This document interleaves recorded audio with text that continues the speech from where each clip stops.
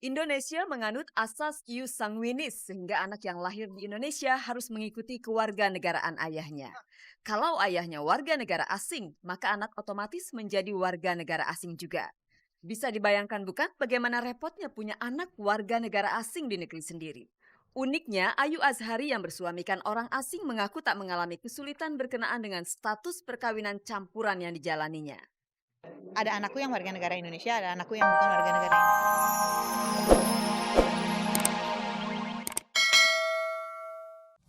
yang dulunya mereka tabung. Jadi katanya sih dari mobil 7 sampai sekarang habis, dan rumah pun juga sertifikat juga banyak yang digadaikan. Ya, yang dibilang sama Bu Elsa, saya tidak pernah menafkahi istri saya. Ini bukti transferan saya sebelum saya ke Malaysia menjenguk ayah saya.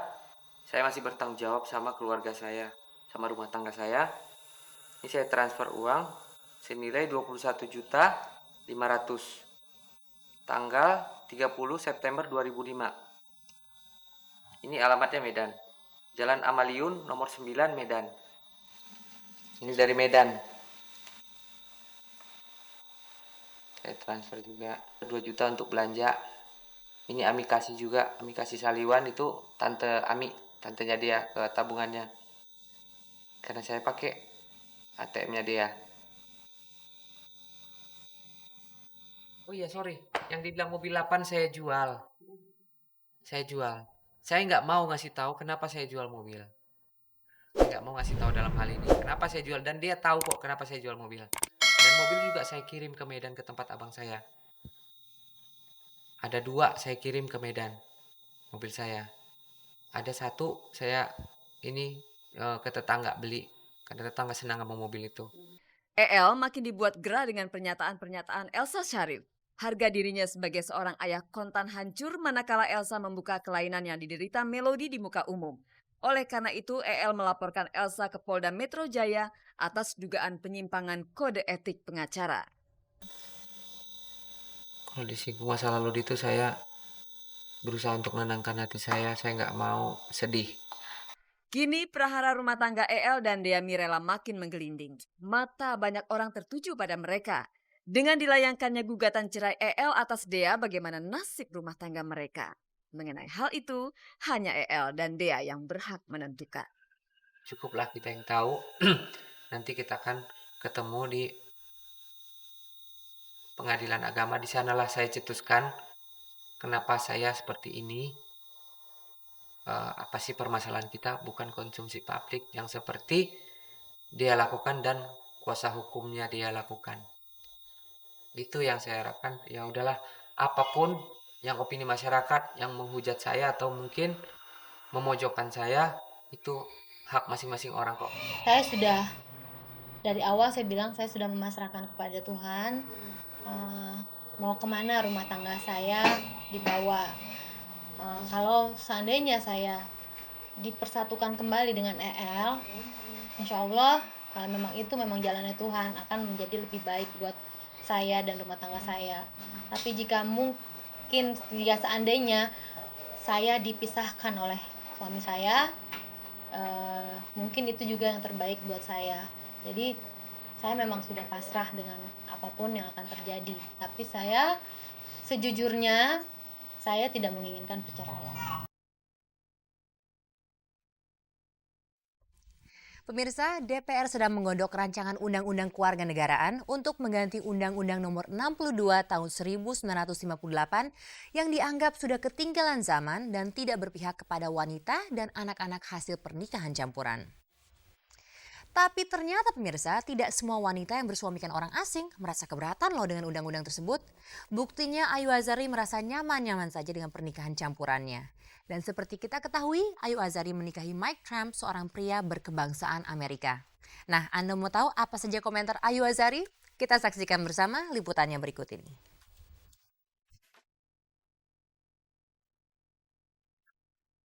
Indonesia menganut asas ius sanguinis sehingga anak yang lahir di Indonesia harus mengikuti kewarganegaraan ayahnya. Kalau ayahnya warga negara asing, maka anak otomatis menjadi warga negara asing juga. Bisa dibayangkan bukan bagaimana repotnya punya anak warga negara asing di negeri sendiri. Uniknya, Ayu Azhari yang bersuamikan orang asing mengaku tak mengalami kesulitan berkenaan dengan status perkawinan campuran yang dijalaninya. Ada anakku yang warga negara Indonesia, ada anakku yang bukan warga negara Indonesia. Yang warga negara Indonesia ya otomatis dilindungi hukum negara Indonesia.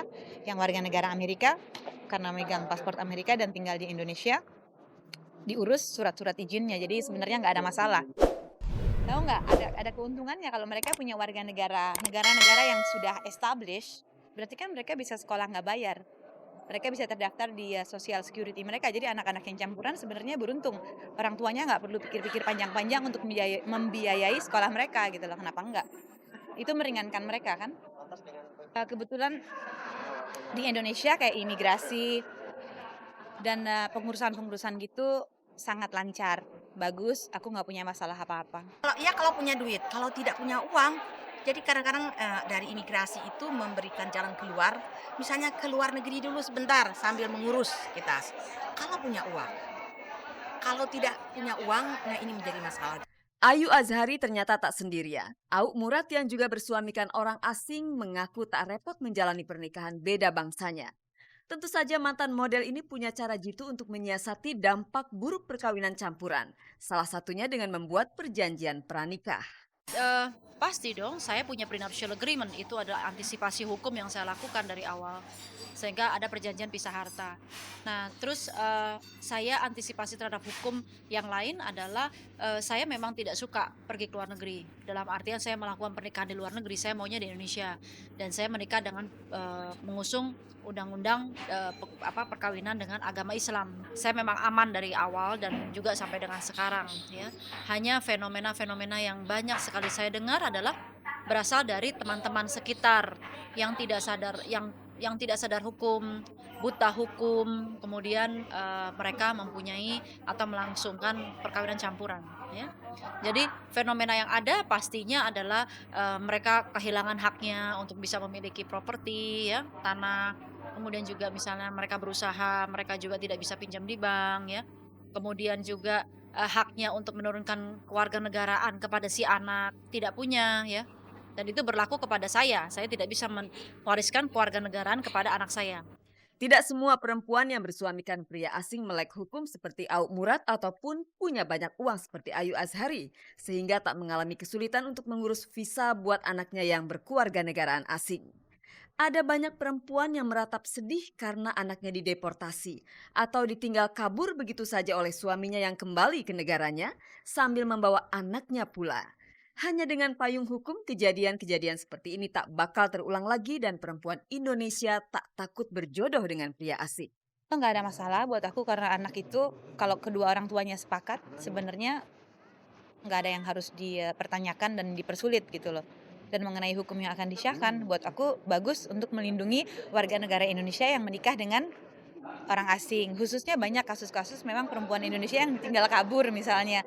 Tiba-tiba anaknya nih bukan bingung, anaknya jadi nggak ada yang biayain sekolah. Sementara kan di Indonesia sekarang sistem sosialnya belum ada jaminan bahwa sekolah bisa, makan. Nggak ada jaminan di Indonesia nggak kelaparan gitu loh. Undang-undang kewarganegaraan ini kalau menurut saya karena sudah dihapusnya masalah gender itu, jadi sekarang kepada kepada perempuan diberikan hak untuk memberikan kewarganegaraan. Nah, memang di dalam RUU kewarganegaraan sendiri juga sudah dikatakan kalau di dalam hal terjadi perceraian, anak diberikan hak asuh kepada si ibu berhak untuk mengajukan ke pengadilan. Tapi kan itu belum menjadi undang-undang.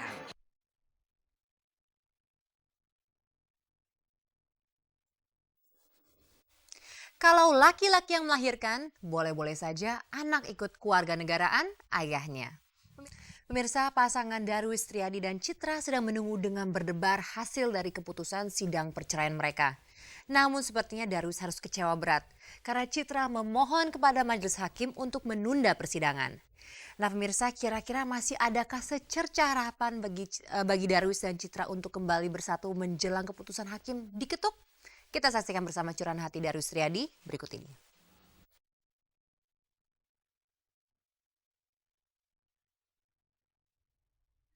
Hari Rabu kemarin, fotografer Darwis Triadi sudah menunggu keputusan Pengadilan Negeri Jakarta Barat yang menyidangkan gugatan cerainya terhadap Citra dengan berdebar-debar.